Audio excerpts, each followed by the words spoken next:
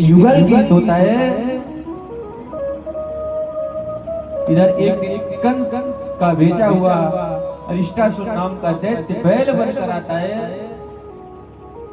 और भगवान को मारने के लिए दौड़ा। भगवान ने सींग पकड़कर यूं मरोड़ दिया और गीले कपड़े को निचोड़ देता है। सोई अष्टासुर का भगवान उद्धार कर देते हैं। तभी देवर्षि नारद मथुरा पहुंचे।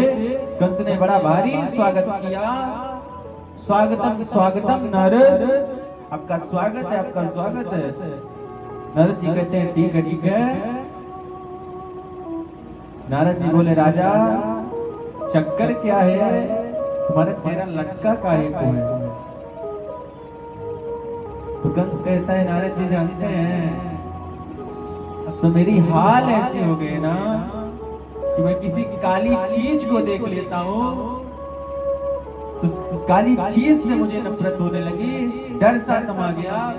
मैं इतने बड़े बड़े राक्षसों को ब्रज में भेज दिया, पूतना जैसों को भेज दिया, लेकिन कोई बच के लाता नहीं है। जो जाता है उसी का श्री राधे हो जाता है। अभी हमने कुछ ही समय पहले अरिष्टासुर को भेजा, कन्हैया ने उसको भी धोबी पछाड़ की तरह पछाड़ दिए।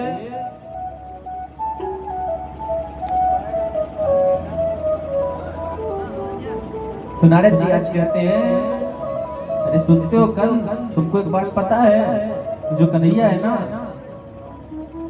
ये नंद का बेटा नहीं है, ये सोदा का बेटा नहीं है। जो नंद का लाला बन के घूमता है ये नंद का लाला नहीं है। ये तुम्हारी बहन जो देवती है ना उसी का बेटा है और इसके ओरिजिनल माता पिता जो है ना भगवान वासुदेव है।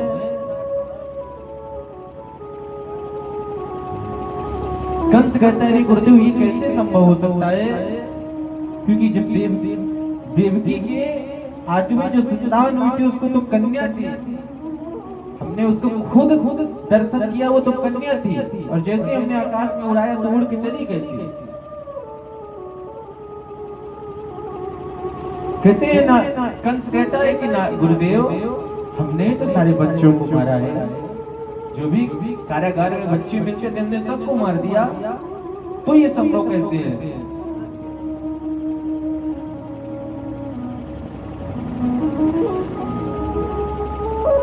तो नारद जी कहते हैं कंस तुम बहुत भोले हो, तुमको भी कुछ पता होता नहीं है। तो वासुदेव चुपचाप जाकर नंद भवन में छोड़ाया। अरे अब तो कंस को इतना क्रोध आया, इतना क्रोध आया, क्रोध में कंस आज आग बबूला हो गया। उसी वक्त कंस ने वासुदेव को मारने के लिए तलवार निकाल दी। आज मैं वासुदेव को जिंदा नहीं छोड़ूंगा। वासुदेव के ऊपर मैंने इतना भरोसा किया, आज वासुदेव ने मेरे साथ छल किया है, हम वासुदेव को आज छोड़ेंगे नहीं। आज वासुदेव ने मेरे साथ विश्वासघात किया है और विश्वासघात की जो सजा होती है वो मौत ही होती है। आज वासुदेव को छोड़ेंगे नहीं। नारद जी ने हाथ पकड़ लिया कि राजा ज्यादा जोश में आके व्यक्ति होश खो देता है, और जब जोश में आके व्यक्ति होश होता है तो हमारे दरोगा साहब फिटंडे से उसका होश उतारते हैं। तो आज नारद जी कहते हैं कन्हैया, नारद जी कंस से कहते हैं कि ज्यादा होश मत खो, आराम से रहो भैया, इतना जल्दी ताव में आके किसी का वध नहीं किया जाता।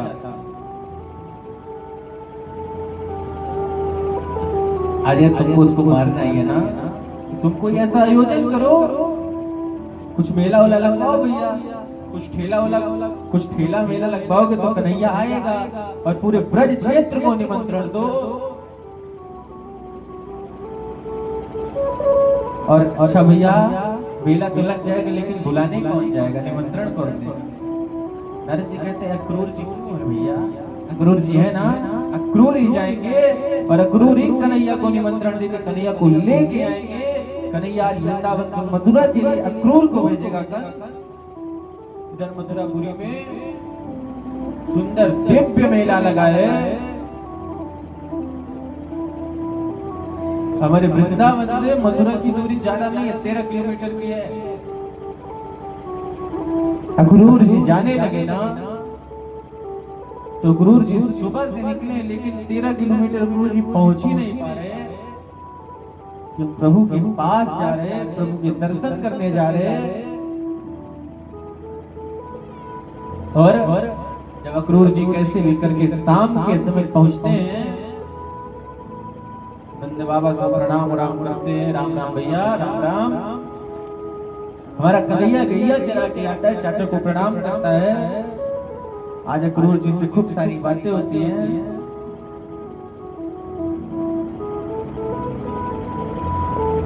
अक्रूर जी कहते हैं कि कल कंस के यहाँ मेला लगने वाला है मथुरा में, और कंस ने सबको निमंत्रण दिया है।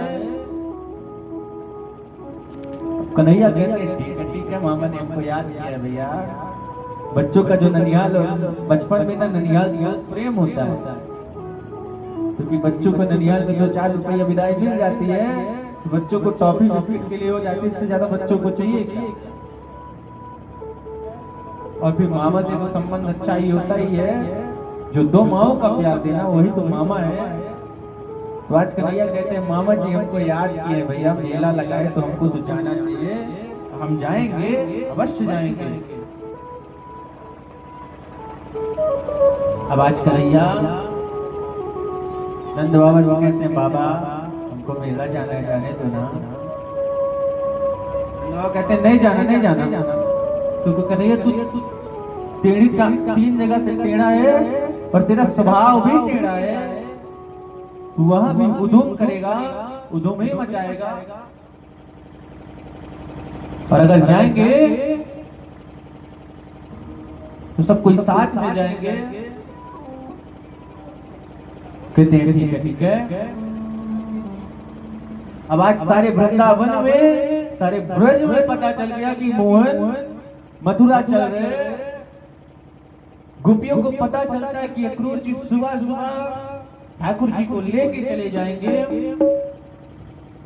गोपियां दुखी होती हैं और गोपियां आपस में बात करती हैं, कहती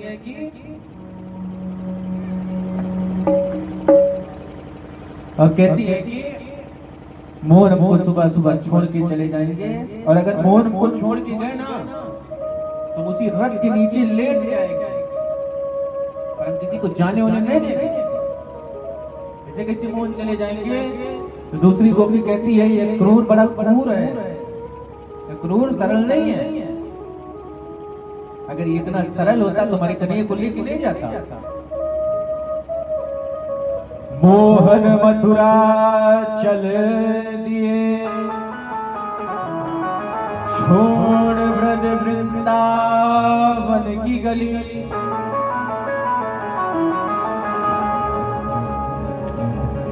रथ के पहिया लिए राधा यूं कहने लगी, काश में ऐसा जानती, प्रीत करे दुख होए, मैं नगर ढिढोरा पीटती, प्रीत न करियो कोई। काश मैं ऐसा जानती कि परमात्मा से प्रेम करने के बाद भी रोना पड़ेगा ना। और अगर हम आज रोएंगे तो नगर में ढिढोरा कर देंगे कि काश मैं ऐसा जानती, प्रीत करे दुख हो, नगर ढिढोरा पीटती, प्रीत न करियो कोई। हम पूरे नगर में, पूरे समाज में ढिढोरा पीट देते कि आप सब कुछ करिए पर किसी से प्रेम और मत करिए। प्रेम का ही आज परिणाम है कि हमारे कन्हैया आपको छोड़ के जा रहे। आज गोपियां सब रथ के सामने खड़ी हैं और जाने नहीं दे रही, तो हमारा कन्हैया कहता है हम ज्यादा दिन के लिए थोड़ी ना जा रहे भैया, अब तो सिर्फ 3 दिन के लिए जा रहे हैं, 3 दिन बाद आ जाएंगे। और कौन सा बहुत दूर जा रहे हैं, 13 किलोमीटर ननिहाल है तो जा रहे हैं। गोपियां कहते चलो चलो हमें ठगो मत,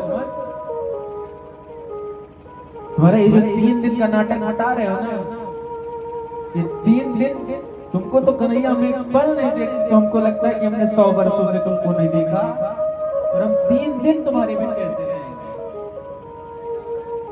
तुम्हारे बिन जो गोपियां सांस नहीं ले पाती, वो गोपियां तुम्हारे 3 दिन की विराह में कैसे रहेंगी? हमारे मोहन सबको समझाते हैं और समझा के अक्रूर जी के रथ में बैठते हैं दोनों भैया।